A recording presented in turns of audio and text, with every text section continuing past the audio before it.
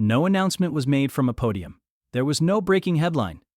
What happened began quietly inside the garage, as a low murmur that made its way through the sport, the kind of murmur that unsettles people in positions of power. For months, speculation trailed Brad Keselowski everywhere, not because he was speaking openly, but because he wasn't saying anything at all. In NASCAR, silence often sends a stronger message than words. As other team owners rushed to cameras and microphones, Keselowski remained composed and reserved.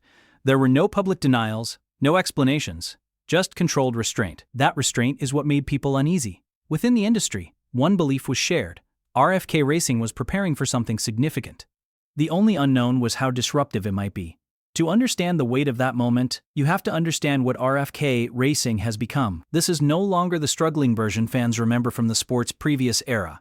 When Keselowski took over as a driver-owner, he didn't walk into a dominant operation. He inherited a proud organization that had lost its competitive edge. Facilities were dated. Engineering lagged behind. Performance didn't reflect the trophies lining the walls. Most expected the turnaround to be aggressive and highly visible. Instead, it unfolded quietly. Keselowski didn't attempt to fix everything simultaneously. He started by restoring trust. Week after week, performance improved. Setups became sharper. Personnel improved. Confidence returned. From sponsors and from Ford. Gradually, RFK stopped being viewed as a nostalgic name and started being seen as a legitimate threat again. Victories returned, credibility followed, and that base made something larger possible. That evolution led to what insiders began calling Stage 60. It was never designed for public consumption and was never meant as branding. Inside the garage, it represented a milestone. RFK had endured. RFK had stabilized. The next step was turning stability into influence. Stage 60 wasn't about survival, it was about control. At the heart of that plan sat one of NASCAR's most valuable commodities, a third charter. Charters are far more than formalities. They ensure race entry, secure revenue, and provide long-term security. Over recent years, their value has skyrocketed. Teams rarely part with them unless forced, and teams seeking them are often priced out. So when word spread that RFK was exploring a third charter, it raised eyebrows. This wasn't a team scrambling to stay alive. It was a team acting from a position of strength. Keselowski made it clear that expansion only makes sense if it delivers a competitive edge.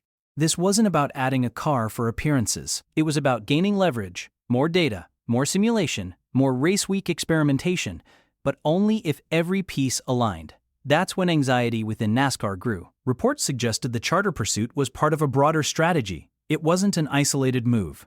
It was connected to deeper discussions, especially with Ford. Discussions that could reshape how influence within the manufacturer is distributed. For years, Ford's competitive identity has centered on Team Penske. Penske has been the benchmark, the priority, the hub. Stage 60 threatens that hierarchy. Sources indicate Ford and RFK are now more closely aligned than they've been in decades. This goes beyond engines and technical notes. It includes long-term strategy, shared development, and real conversations about leadership within the manufacturer. If RFK emerges as a second flagship team, the ripple effects would be significant. Development focus would shift. Information channels would change. And from NASCAR's perspective, quiet power shifts like that carry serious implications.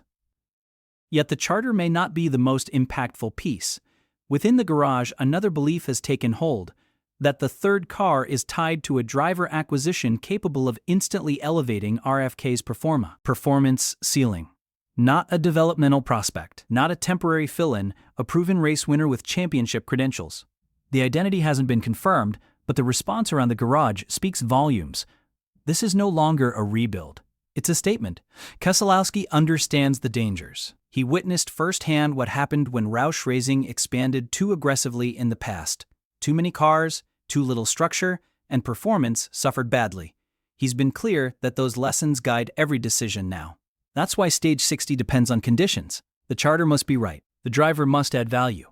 The Ford relationship must deepen, not dilute. Nothing here is accidental. The silence wasn't hesitation. It was intentional control. While other teams allowed information to leak in hopes of influencing negotiations, RFK stayed silent. And that silence made competitors uneasy.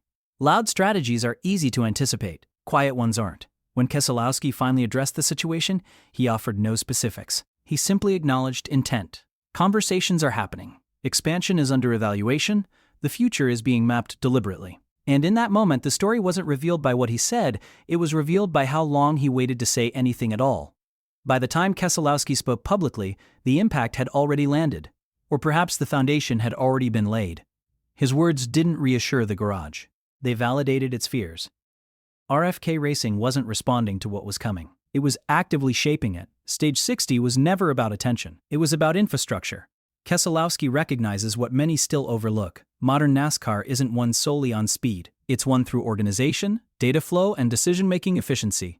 Titles today are decided by subtle advantages fans never notice on race day, but that determine outcomes months in advance. A third charter accelerates that process. Additional cars generate more feedback, more race scenarios, more data under pressure, and earlier recognition of trends. That's how elite teams separate themselves, but only if they're prepared. Growth without discipline destroys organizations, and Keselowski knows it. That's why every component of Stage 60 is interconnected: the charter, the driver, the manufacturer alliance.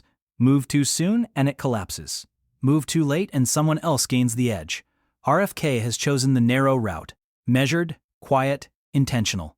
And that creates a challenge for the rest of the field, because if this plan succeeds, it reinforces the idea that deliberate rebuilding still works. That you don't have to start as a powerhouse to become one. That true power doesn't always arrive with flashy announcements. Sometimes it emerges after a long period of silence. Within Ford, the consequences would be substantial. If RFK rises to genuine flagship status alongside Team Penske, internal dynamics change, development priorities shift, engineering resources are redistributed, alliances across Ford's teams are reshaped, affecting every Blue Oval organization in the garage. For NASCAR leadership, that's the real source of concern. It's not simply the addition of another RFK car. It's what a stronger RFK represents. A legacy organization rebuilt with modern discipline, led by an owner who understands both the driver's seat and the boardroom, backed by a manufacturer willing to rebalance